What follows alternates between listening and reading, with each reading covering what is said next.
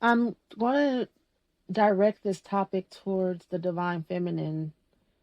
This is part two of the karmic cycle of overly giving to being put on your ass just so that you can learn to receive, right?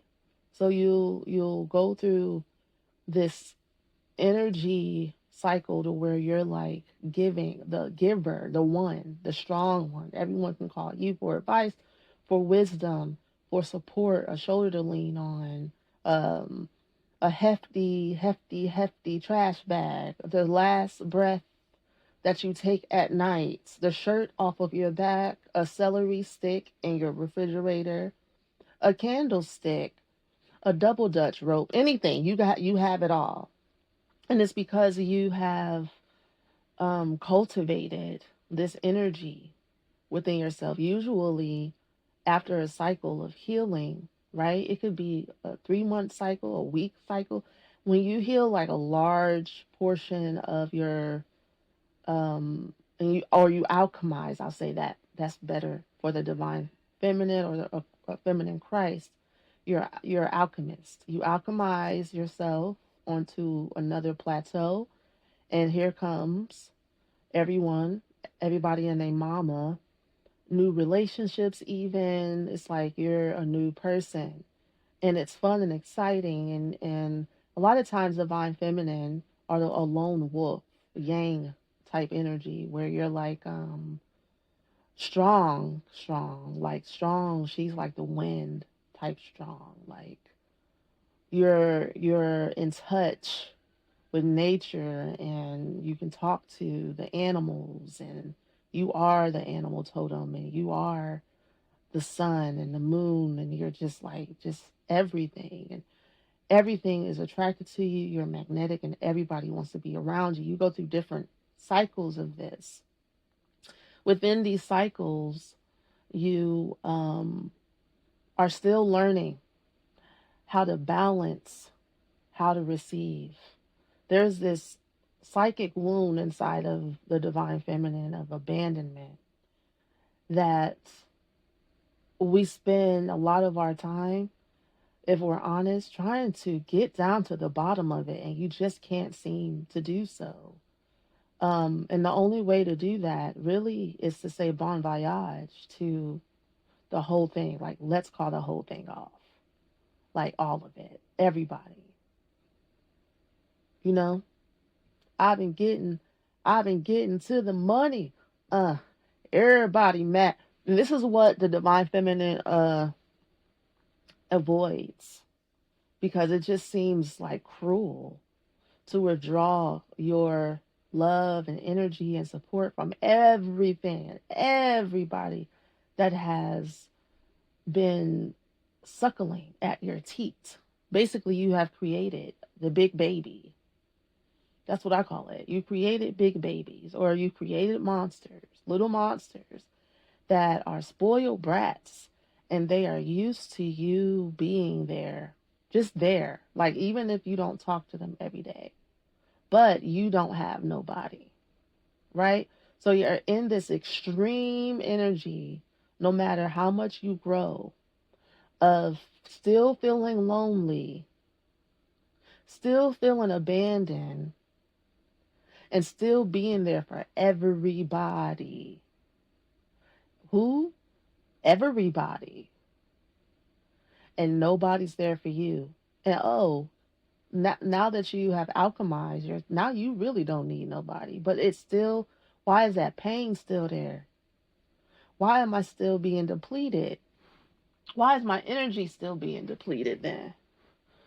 You know, how is this possible? Why is this so? Why am I lonely? I don't got nobody. I don't got no friends, but I got a lot of people around me. I got money. I got haters. I got lovers. But I don't even really even feel seen and heard by any of these people. Like, how did I get here? How do I get out of this? Let it go. Let go of this image of yourself. Let go of, because this also comes with the energy of doing too much, being maybe a workaholic in a sense. Even if you're not don't have a regular job, you're like maybe overly focused on your purpose. Not enough rest. There's no rest in that. There just is no rest. Because if you rested, you will have to face something that you've been avoiding. You need your cup filled, and you don't know how to fill it. You know how to fill everyone else's cup but yours. You have become religiously ritualistic. You know all the right things, all the right spells, and it's just become like a dull pencil.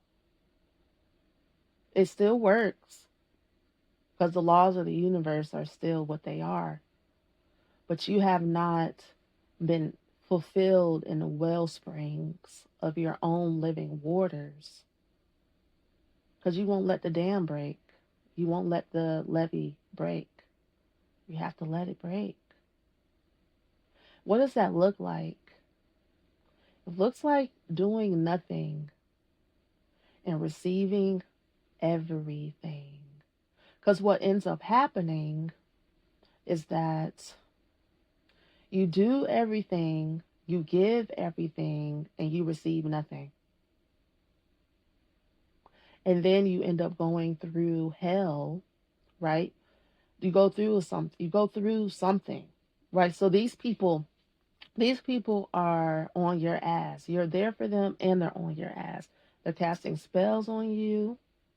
They're gossiping about you because while you're helping these people, you're also using them sometimes to talk to because you're looking at them as a friend and they're not a friend. You don't know the difference between a friend and a foe. That's part of healing this psychic wound as well. Because you are of Christ consciousness and you know that we're all one, you view everything like you treat everything like it's your friend, which is why everybody loves you and why you're so magnetic, what makes you a beautiful rainbow crystal star seed being of the galaxies all across space and time dimensions and whatever's, you know what I'm saying? It's giving what needs to be gave with you all through and through, purity, heart, beauty.